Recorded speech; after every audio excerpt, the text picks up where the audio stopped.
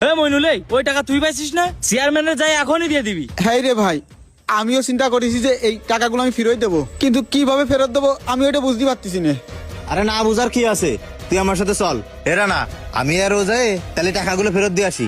মইনুল, তালি ওর সাথে যা, যায় চেয়ারম্যানের টাকাটা ফেরত দিয়ে আয়।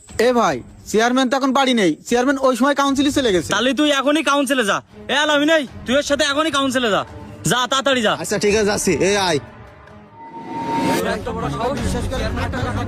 চুরি করে আবার অস্বীকার করিস? চল, আজকে তোর খবর আছে। চোরের বাচ্চা চোর। তোর এত বড় সাহস, তুই চেয়ারম্যানের বাড়ি টাকা চুরি করিস? বিশ্বাস করেন কাকা, আমি আপনার এই টাকা চুরি করিনি। চুপ কর বিয়াদব, তুই চুরি করিসনি মানে? আমার কাছে প্রমাণ আছে তুই এই টাকা চুরি করেছিস। কি করছেন কাকা? আপনার কাছে প্রমাণ আছে মানে? আপনার কাছে কি প্রমাণ আছে যে আমি আপনার এই টাকাগুলো চুরি করেছি? আমার কাছে কি প্রমাণ আছে? তাহলে শোন কি প্রমাণ আছে। চেয়ারম্যান কাকা, আমি ওরা কতবার করে করতে গেছি, তুই চেয়ারম্যানের টাকা চেয়ারম্যানে ফেরত দে। ও আমার কথায় রাজি হয়নি, ও আরো আমার কষ্টে তোর এই জায়গাতে ভাগ দিবা না। তুই চেয়ারম্যানে জানা কোষ নে। চেয়ারম্যান কাকা, আমি কিন্তু আপনার ভালোই চাই, এই জন্য আপনার কথাগুলো বললাম। সত্যি করে করছি, বিশ্বাস করেন কাকা, ওই টাকাগুলো চুরি করে নিয়ে গেছে আপনার বাড়িতে। শুনলি তো, তুই কত বড় লোভী, কত বড় প্রতারক। না কাকা, আমি লোভিও না, আমি প্রতারকও না। আপনার ভুল আছে কাকা। ওই আলামিন আপনারা সব মিছে কথা কয়েছে। ওই আলামিন আমারে কি কয়েছে এবার শোনেন আপনি।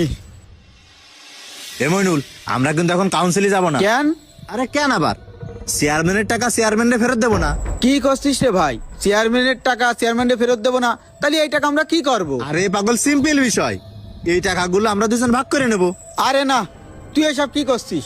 এটা কোনোদিন সম্ভব না। আরে পাগল, সম্ভব। শোন, আমি তোরে বুদ্ধি দিচ্ছি, এই জায়গায় যতগুলো টাকা আছে না, 3 ভাগে 2 ভাগ তুই রেখে দে, আর 1 ভাগ আমার দিয়ে দে। শোন, কাক পক্ষী বাতাসে কেউ জানবে না। না রে ভাই, তুই এসব কি করছিস? এই কাজ আমি জীবনেও করতে পারবো না ভাই।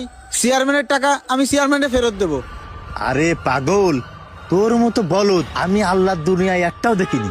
এতগুলো টাকা পায় কেউ কি কোনোদিন হাতছাড়া করে? শোন, আমি কিন্তু তোর ভালোর জন্যই করছি, টাকাগুলো রেখে দে, 2 ভাগ তুই রাখ, 1 ভাগ আমার দে।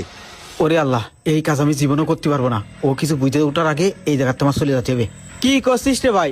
তোর কথা তো আমি কিছুই বুঝতে পারতেছি না। আরে না বুঝার কি আছে, তুই আমার সাথে চল, আমি তোর ভালো করে বুঝাই দিবানে। আয় আচ্ছা চল। চল। হায় আল্লাহ, এই টাকাগুলো নিয়ে আমি কি করব? যদি